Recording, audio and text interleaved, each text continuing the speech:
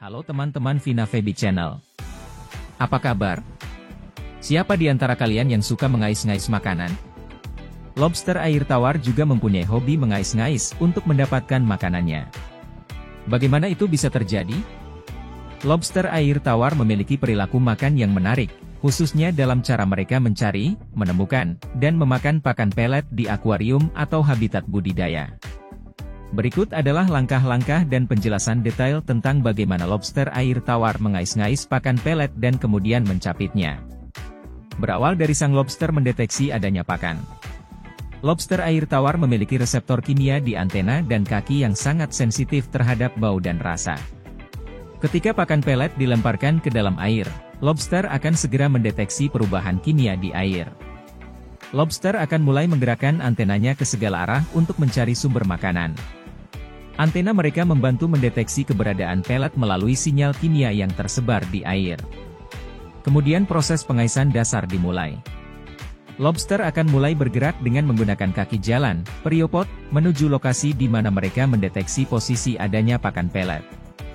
Kaki ini memungkinkan lobster untuk bergerak di dasar akuarium atau kolam dengan stabil.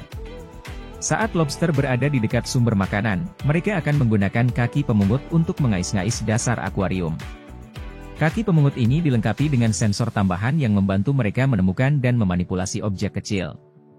Dilanjut dengan proses mengambil pakan dengan capit. Setelah menemukan pakan pelet, lobster akan menggunakan capitnya, jelly pads, untuk mengambil pelet.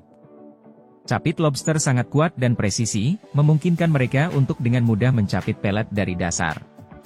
Capit utama, jelly pads, memiliki cengkeraman yang kuat dan presisi serta dapat membuka dan menutup dengan cepat, memungkinkan lobster untuk mengamankan pelet tanpa kesulitan. Langkah selanjutnya adalah memanipulasi dan memberikan pakan pelet ke mulut. Setelah mencapit pakan pelet, lobster akan memindahkan pelet tersebut ke dekat mulutnya. Mereka menggunakan kaki pemungut, maxillipads, yang lebih kecil di sekitar mulut untuk memanipulasi dan memasukkan pelet ke dalam mulut. Proses selanjutnya adalah mengunyah dan menelan.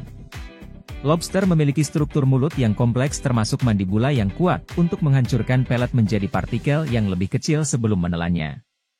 Proses ini memastikan pelet cukup hancur untuk dicerna dengan efisien.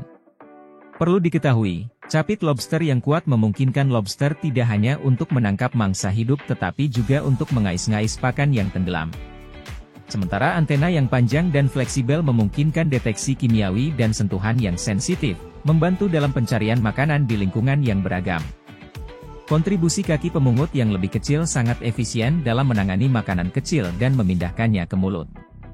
Teman-teman, perilaku makan lobster adalah digolongkan sebagai omnivora, di mana lobster air tawar akan memakan hampir semua jenis makanan yang tersedia, termasuk pelet, sayuran, dan protein hewani. Perilaku lobster yang mengais-ngais makanan adalah adaptasi yang memungkinkan lobster untuk mencari makanan yang tersembunyi di substrat atau di antara tanaman dan batu. Kualitas air yang baik adalah sangat penting untuk memastikan bahwa lobster dapat mendeteksi dan mencari pakan secara lebih efektif. Air yang jernih dan bebas dari polutan akan meningkatkan kemampuan sensorik lobster.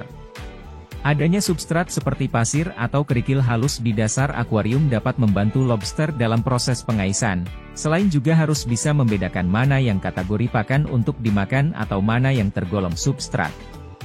Dekorasi akuarium atau kolam seperti batu dan tanaman juga memberikan sarana tempat berlindung dan lingkungan yang lebih alami. Kesimpulan untuk materi ini adalah, lobster air tawar memiliki metode yang efisien dan adaptif untuk mencari, menemukan, dan memakan pakan pelet. Mereka menggunakan kombinasi sensor kimia pada antena, pergerakan kaki jalan, dan capit yang kuat untuk mengais-ngais dasar akuarium atau kolam dan mencapit pakan. Proses ini melibatkan deteksi pakan, pengaisan dasar, pengambilan dengan capit, dan manipulasi serta pemberian makan.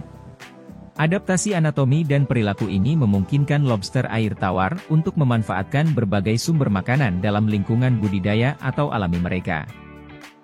Baik teman-teman, terima kasih telah menonton video ini sampai selesai. Jika teman-teman ada pertanyaan, silakan ditulis di kolom komentar.